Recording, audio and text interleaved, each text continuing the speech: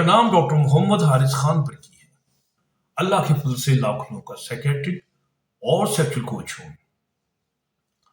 आज का टॉपिक बड़ा इंटरेस्टिंग है कि how you know that she is faking the orgasm, यानी कि वो कैसे पता चलेगा कि औरत जो है वो असल में ऑर्गेज्म में नहीं गई, यानी कि वो मंजिल नहीं हुई, तो और वो उस चीज की एक्टिंग कर रही है। तो अब वो एक्टिंग क्यों करती है, इसकी वजह भी आपको पता ही है। क्योंकि मर्द जब देखता है कि उसकी औरत ऑर्गेज़म में गई है, तो उसका सर फख्र से बुलंद हो जाता है। वो समझता है कि शायद मैंने 92 का वर्ल्ड कप जीत लिया है या मैंने K2 सर कर ली है। तो खवातीन भी कहती हैं कि हमारा बंदा बेचारा बड़ा एहसास कमतरी का शिकार है, इसे भी चल जी खुश कर दो। तो जरा और ऑर्गेज़म हुआ तो है नहीं, चलो इसको एक्टिंग करके दिखा दो, खुश हो जाएगा बेचारा, कहेगा चलो जी अब मैंने भी जितनी मेहनत की वो कुछ ना कुछ रंग ले आए, और मेरी मर्दानगी जो है, मेरी जो है वो तो बड़ी जबरदस्त है, और मेरी बीवी जो है वो मेरे से बहुत ज्यादा इम्प्रेस है और वो मेरी मर्दानगी के गुण गाती है। यानी कि देखा गया है कि यूरोप जैसे और अमेरिका वगैरह में यानी कि 70 to 80% फीमेल जो है वो ऑर्गेज्म फेक करती हैं, यानी कि उनको ऑर्गेज्म होता कहीं नहीं है, सिर्फ अपने बंदों को खुश करने के लिए वो ऑर्गेज्म करती हैं। खैर उनकी नीयत पे भी मैं शक नहीं करता, चलो बेचारी अपनी कुर्बानी देती हैं, हालांकि उन्हें सेक्सुअल प्लेजर नहीं आया होता लेकिन फिर भी बेचारी एक्टिंग करके दिखाती हैं। लेकिन हमारे कुछ बंदे कहते हैं नहीं, बड़ी मेरे लोगों की डिमांड थी कमेंट्स में कि नहीं जनाब हमें तरीका बताएं, हम कैसे मालूम करें कि ऑर्गेज्म फीमेल को असली हुआ है या कि नहीं हुआ। अच्छा, हमने आमतौर पे देखा है ऑर्गेज्म जो है पोर्न मूवीज में देखा है, वो कर रही होती हैं, तो यही एक स्टैंडर्ड एक्टिंग होती है। लेकिन ऑर्गेज्म जो है ये एक बायोलॉजिकल फिनोमेना है, इसकी कहते हैं फिजियोलॉजी है कि उसमें वन स्टेप टू स्टेप और ख़ास चेंजेस जो बॉडी के अंदर आती हैं वो आती हैं। तो उसमें से कुछ चीज़ों की आप नकल तो कर सकते हैं, जैसे जो चीज़ें चूहे मारती हैं या कराती हैं या वातें निकालती हैं, लेकिन और भी कई चीज़ें एक ख़ास तरतीब में जब तक नहीं होंगी वो ऑर्गेज़म नहीं होगा। क्योंकि ऑर्गेज़म जो है वो तो एक ख़ास तरतीब में होना है, बल्कि ऑर्गेज़म के तरीके मैं आपको बताऊँ, ये तो बिल्कुल एक मिनी एपिलेप्सी का अटैक की तरह होता है। शायद डॉक्टर लोग हमारे लोग जानते हैं, कुछ और लोग भी जानते होंगे कि जिन लोगों को एपिलेप्सी का अटैक होता है, वो जब भी होता है वो बिल्कुल एक ही पैटर्न पे होता है, यानी कि हर दफ़ा जैसे एक्शन रीप्ले होता है। इसी तरीके से ये जो ऑर्गेज़म होता है ये भी एक्शन रीप्ले की तरह ही होता है। हर खतून का उसका एक खास एक सीक्वेंस होता है, इवेंट्स होते हैं जो चेंजेस आती हैं बॉडी में, वो खास टाइम पे आती हैं, खास तरतीब में आती हैं।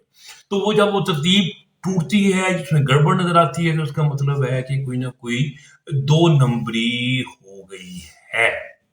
ठीक है, तो अच्छा, तो बात ये है कि हमने ये देखना है कि फिर अगर मालूम करना है ही है कि जनाब ऑर्गेज्म कैसे सही हुआ है गलत हुआ है, तो फिर कुछ मैं आपको बता देता हूँ, अब आपकी मर्जी है। लेकिन ये देखिए, अगर आप खतून को पकड़ लें कि ये ऑर्गेज्म जो है वो फेक कर रही थी, झूठ बोल रही थी, तो उससे लड़े नहीं, उसकी नीयत पे ना शक करें। ये ना समझें कि इसको लगता है मेरे साथ तो नकली ऑर्गेज्म हो रहा है, किसी और के साथ असली ऑर्गेज्म कर रही होगी। तो बंदा भी बड़ा जो है ना असल में शकी होता है। तो एनी हाउ, होता ये है कि ऑर्गेज्म की से पहले आपको पता है अराउजल की फेज होती है। जब फीमेल अराउज होती है तो उसके बाद ही ऑर्गेज्म की बारी आती है। ठीक है, तो और अगर एक फीमेल जो है वो आप थोड़ा सा ही फोर प्ले करते हैं और ये पूरा आपको लगता है कि अभी अराउजल का टाइम भी नहीं आया और बड़ी जल्दी जल्दी ऑर्गेज्म हो गया है, तो इसका मतलब है कि कोई ना कोई गड़बड़ हुई है कि इतनी जल्दी ये कैसे हो गया। कि वो एक्चुअली खतून वो चाह रही होती है कि वो एक्टिंग करे ऑर्गेज्म की और बंदा जो ना जान छोड़े। तो वो इसलिए जल्दी-जल्दी ऑर्गेज़म की एक्टिंग करके दिखाती है, ऐसे चीखें-चूखें मारती है, हाथ-हाथ ऐसे करती है, तो बंदा कहता है वाह जी वाह, वाह! मैंने हमारे यहाँ सर कर दिया। तो इसका मतलब है कि अराउज़ल की फ़ेज़ जो है, वो पहले आनी है। अब अराउज़ल की फ़ेज़ में आपको पता है कि अगर आप फ़ीमेल को गौर से देखें ड्यूरिंग अराउज़ल, तो उसके चेहरे के ऊपर जो लाली आ रही होती है, ठीक है? उसके ब्रेस्ट जो हैं, वो ज़रा बड़े-बड़े आपको फ़ील होंगे, निप्पल जो हैं वो इरेक्ट हो जाएँगे, ठीक है? होंठ भी उसके कुछ मोटे-मोटे से हो जाएँगे, ठीक है? उसके आवाज़, उसकी साँस जो है वो भी थोड़ी चेंज होनी शुरू हो जाएगी, ठीक है? और उसके जो मसल्स हैं बॉडी के वो ऐसे थोड़े हल्के-हल्के टाइट होने शुरू हो जाएँगे, ठीक है? तो वो आँखों में अक्सर आँखें बंद हो जाती हैं। तो अगर आप उसके चेहरे की तरफ आप फ़ोकस करें, उसको पकड़ा हुआ है तो आपको मसल्स की जो टाइटनिंग है वो भी आपको महसूस हो रही होगी कि हाँ भाई जो है वो अराउज़ल हो रहा है। तो अराउज़ल का प्रोसेस जो है वो चल रहा है। तो अगर उसके बाद अराउज़ल और सबसे इम्पोर्टेंट फिर जो वेटिंग है, यानी कि जो लुब्रिकेशन ऑफ द वजाइना है, वो आपको ज़्यादा हुई महसूस होगी क्योंकि अराउज़ल मेल का इरेक्शन और फीमेल की जो वेटिंग है वो एक चीज़ है। तो अराउज़ल जो है वो most of the time most कोई ख़त्म होती हैं जो अराउज़ हो जाती हैं, लेकिन वेट नहीं होती। वो कोई ख़ास बीमारी होती है जिसकी वजह से ऐसा होता है। तो वो जो है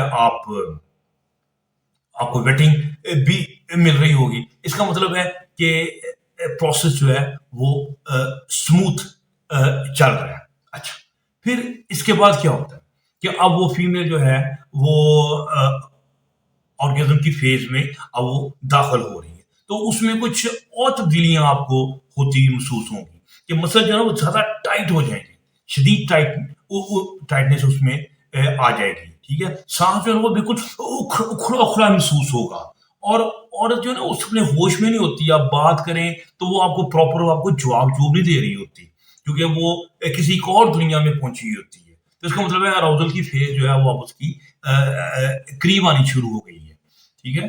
तो वो फिर एक टाइटनेस जो है वो बहुत अपने एक्सट्रीम पे पहुँचती है, तो वो यकायक जो साँस उसका उखड़ा होता है और अंदर उसने लिया होता है, वो एकदम छूटते हैं और साथ कुछ आवाज़ें निकलती हैं और उसकी जो ये होती हैं हाथ, ये क्लेंच होते हैं, उसके फिंगर्स जो हैं अपना पाँव की वो भी ऐसे करके कर्ल कर जाती हैं, ठीक है?